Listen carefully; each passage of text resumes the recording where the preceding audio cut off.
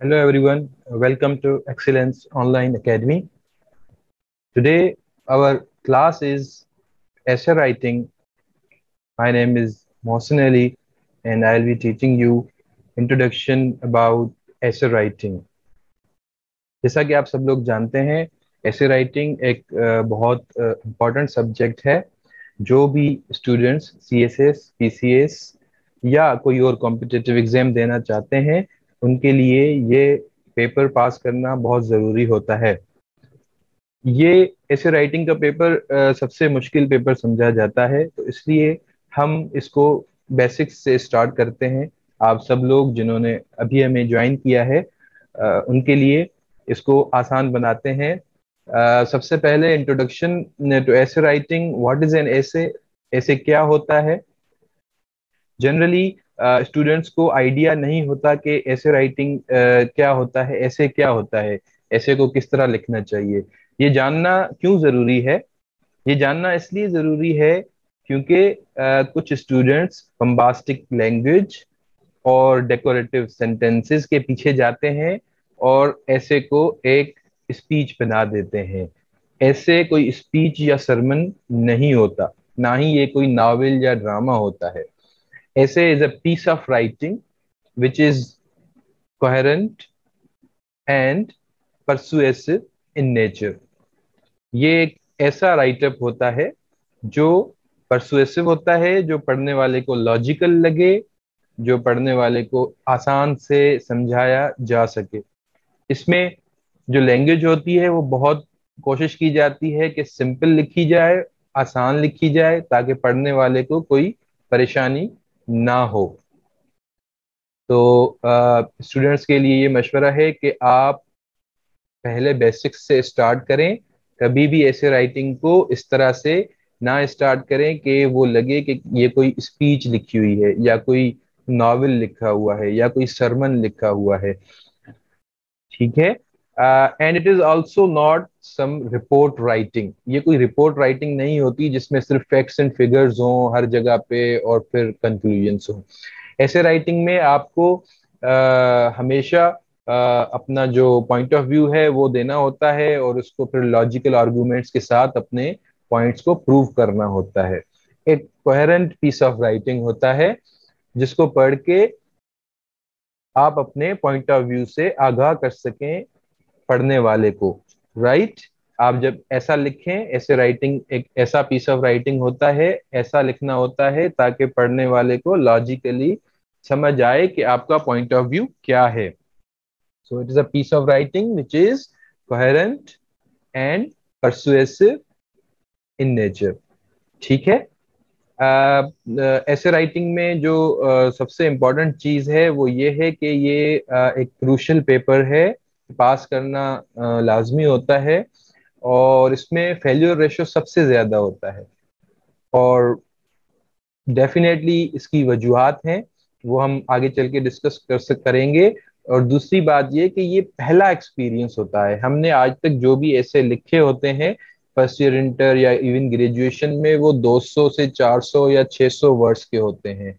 But here we are, जहां हमें 3 घंटे के लिए एक ही पेपर अटेम्प्ट करना होता है। तो ये आपका पहला एक्सपीरियंस होता है, इससे पहले कभी भी आपने 3 घंटे का पेपर नहीं किया होता। इसलिए बेहतर है कि आपकी प्रैक्टिस होनी चाहिए। आपका ये पहला एक्सपीरियंस बिल्कुल पहला एक्सपीरियंस ना हो, आपने इस पे अच्छे से प्रैक्टिस की हो।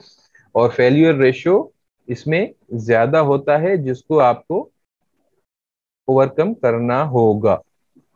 हम आगे चल के देखते हैं कि why students fail in this paper. तो 3 बड़ी वजूहात होती हैं इस पेपर में फेल होने की। सबसे पहली जो वजह है दैट इज ग्रामेटिकल स्ट्रक्चर।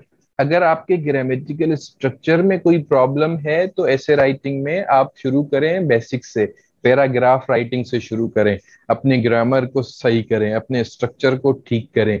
आप present tense, past tense, future tense पे आपको ग्रिप होनी चाहिए। Continuous tense, past perfect tense किस तरह यूज करने हैं, इनडायरेक्ट स्पीच, डायरेक्ट स्पीच किस तरह यूज करनी है, ताकि आपका जो ऐसे हो वो कंफ्यूजिंग ना हो। अगर ग्रामेटिकल स्ट्रक्चर में प्रॉब्लम है तो आपको 0 मार्क्स मिलेंगे।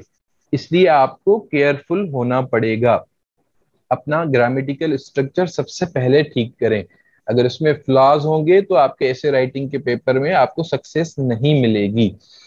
दूसरा जो सबसे इंपॉर्टेंट फैक्टर होता है फेल होने का, that is relevant material on the topic. या तो मटेरियल जो है रेलेवेंट होता है या बहुत ज्यादा लिमिटेड होता है। जैसे ही स्टूडेंट को कहा जाता है कि आप 20 पेजेस का ऐसे लिखें, तो एकदम से वो पैनिक फीलिंग आ जाती है कि मेरे 20 पेजेस कैसे पूरे होंगे, और वो फिर मटेरियल इररेलेवेंट लिखना शुरू कर देते हैं।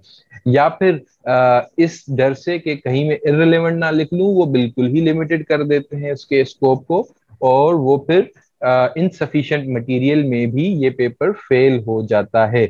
लाइक सम साइंटिफिक सब्जेक्ट्स आ जाते हैं या टॉपिक्स आ जाते हैं, उस पर आपको ऐसे लिखना होता है, तो फिर बिल्कुल ही लिमिटेड स्कोप कर देते हैं स्टूडेंट्स, जिसकी वजह से ये पेपर पास करना उनके लिए मुश्किल हो जाता है। तीसरी जो बड़ी वजह है, that is preparing for essay with very casual approach.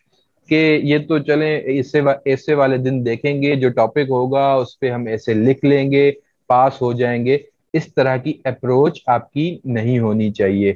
You should be well prepared, well rehearsed, well practised when you are attempting essay paper in your exam. ठीक है, तो ये आज की जो टिप्स हैं ये बहुत बहुत ही बेसिक टिप्स हैं।